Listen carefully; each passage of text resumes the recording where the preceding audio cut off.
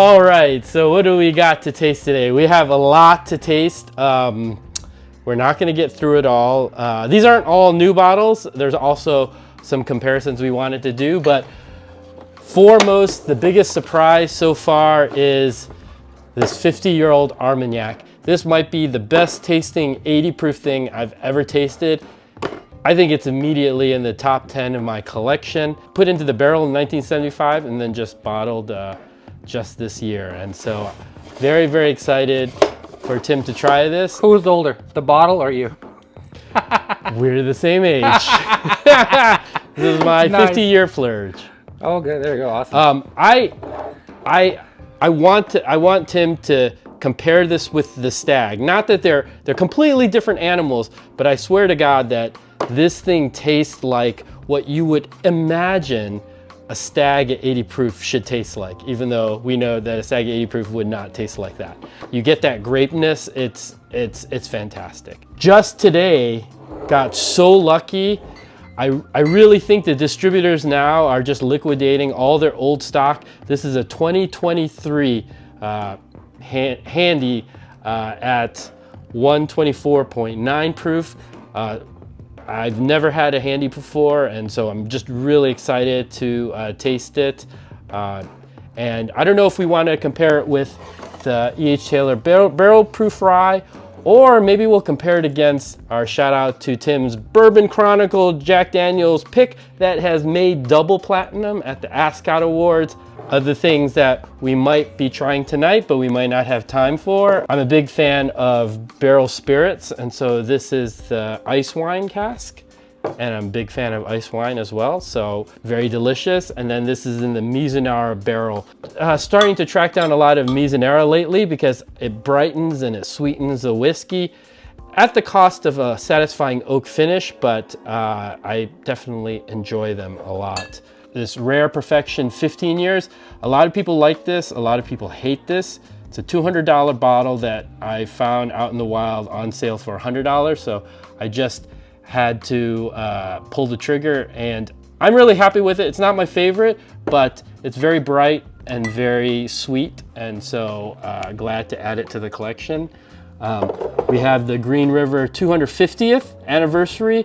Fantastic price, fantastic pour. It's not the best pour ever. It's a little bit lower proof than this. Comes in at 111.1. Yeah. I think they wanted this. It's something to do with the Army, right? Yes. Is it the Marine Corps? That's a bunch of ones. I don't know. I don't know, but you're right.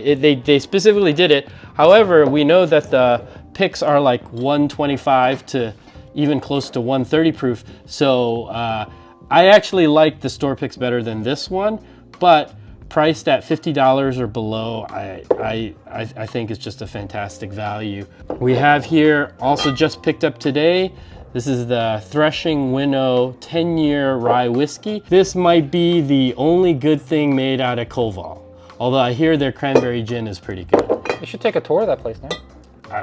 And then I'd have to drink their bourbon. For Tim's and no one else's pleasure, I got the Arbbeg Smokiverse, supposedly one of the most peaty scotch on the market. Not looking forward to tasting that. But just a sidetrack about Koval or whatever. You are starting your own YouTube channel, right? And this is the closest to your home distillery.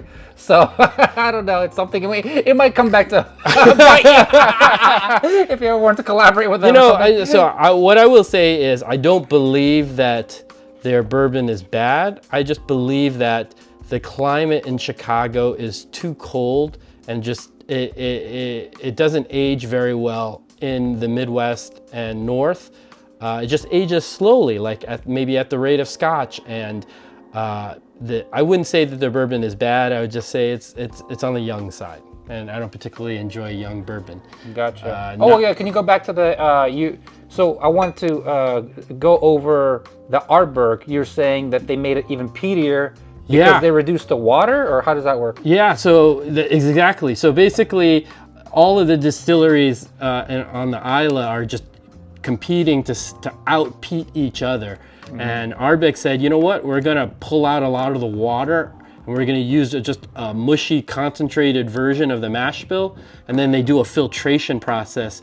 I guess maybe that mash doesn't burn, but so they can distill this thing, and it's supposedly even peatier than the most peaty Isla on the market. So if I don't enjoy this may also be going home with Tim.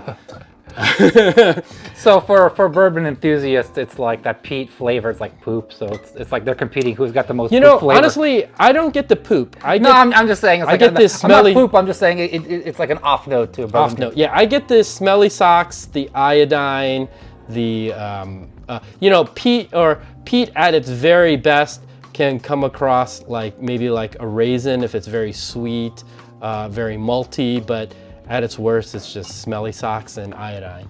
Found a hidden barn in Indiana. It doesn't make its way to Illinois, so I haven't even opened it. I want to try that out. It's really hidden. And then a couple of bottles that made it into the Ascot Awards was the Old Soul Tin Type 1. And for the viewers out there, I just want to make sure you guys know that from the basic information, I think it's MGP juice that's aged in what do you call it, New Orleans. So it's pretty cool. Yeah, and New Orleans gets hot, so. The Southern Star Wheated, I think it got best wheated bourbon. And, oh, I am super excited for this one. This is brought all the way from Kentucky by Tim, Old Taylor in a 1.75 plastic bottle. Yeah. What is this? Is this mash bill 1? Who knows? But what we're gonna do is we're going to take E.H. Taylor and we're gonna proof it down to 80 and then blind it and see if it wins. Yeah, because online I read that this is a 8-year product, so. 6 years. Oh, 6 years. Yeah, Six-year product. And E.H. Taylor is supposed to be 6 to 8 years. I of course think even at 80 proof, E.H. Taylor is going to come out on top. So Alex got his Buffalo Trace app handy because he's going to check the authentication. Because he's going to scan it, right? Yeah. This E.H. Taylor is not authenticatable, but however, we will demonstrate if you ever get a BTAC. You always want to make sure that it's authentic because there are supposedly a lot of fakes. This is my first Dark Arts at Binny's. Is it a pick or is it just a release? I'm not sure. This is, no, I think it's a release. It's their Blunt Blend rye whiskey in Armenyak and Madeira. So I'm very excited about that. If you watch the channel, you'll know that I'm a huge fan of Scotch grain whiskey.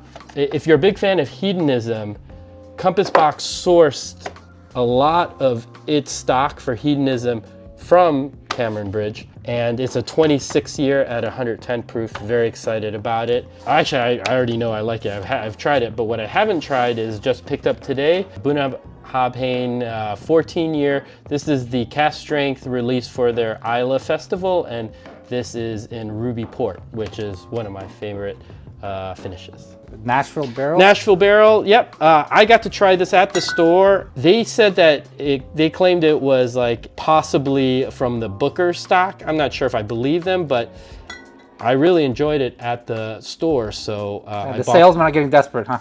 Tell you anything, right? Everything's a Booker's, right?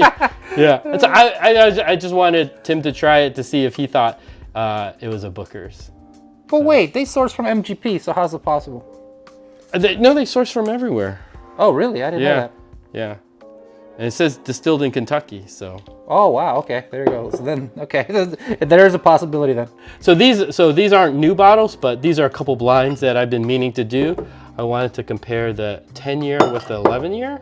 Also want to take another taste of this Buckner's 15 because it's the best thing I've tasted in a while. Really fantastic. Brooklyn's Port Charlotte, one of people's favorite peated whiskey because it's finished in port, and you know, port is a very sweet, strong finish that can make almost everything taste good.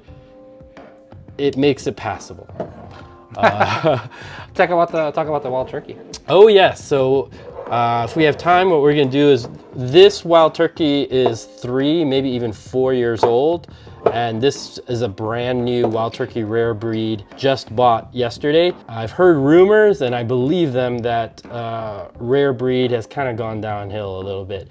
So what I wanted to do was do this blind, and then if I confirm that there's a noticeable difference and the old stock is better, what I'm gonna do is, since I do a lot of bourbon hunting, is anytime I see this label, I'm gonna check the date to look for the oldest ones, and if they're at a reasonable price and not marked up, I'm just gonna try to find old rare breed on the shelves. Right now, I've already decided that the old label Wild Turkey 101s are really good, and the new ones aren't that great. So if I go into an old store, Dusty, and I find just some Wild Turkey 101 that no one's happened to have bought, then I'm definitely going to pick up those old bottles. That's hilarious. I wonder if distilleries will ever catch on to that, and if they ever go back to the old labels. Oh yeah, but just don't change the label. If you're gonna make your whiskey, if you're gonna start cutting corners and making more money,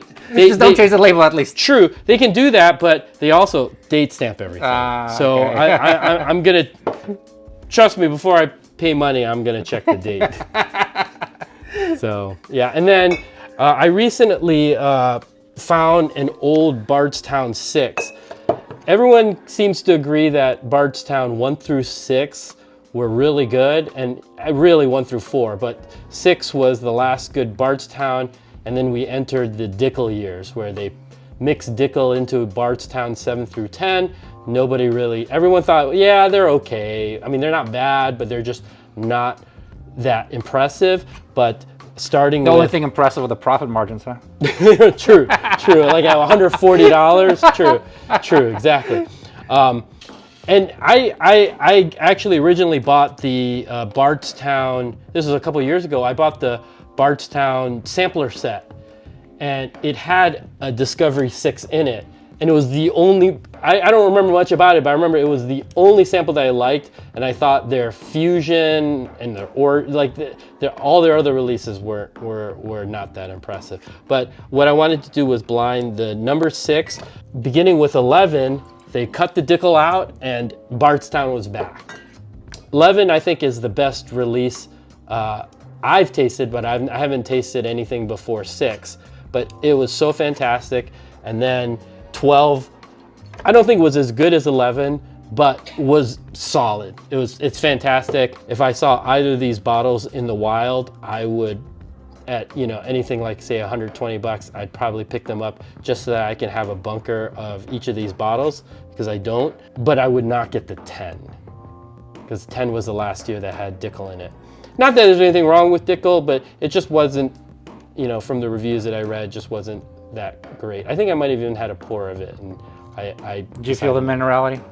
I don't. So that's the thing, is I don't really get the offensive minerality that is found in Dickel that everyone complains about. But what I do notice is Dickel is just a less sweet distillate. So you just get a less sweet bourbon. And if you know me, nothing can be too sweet.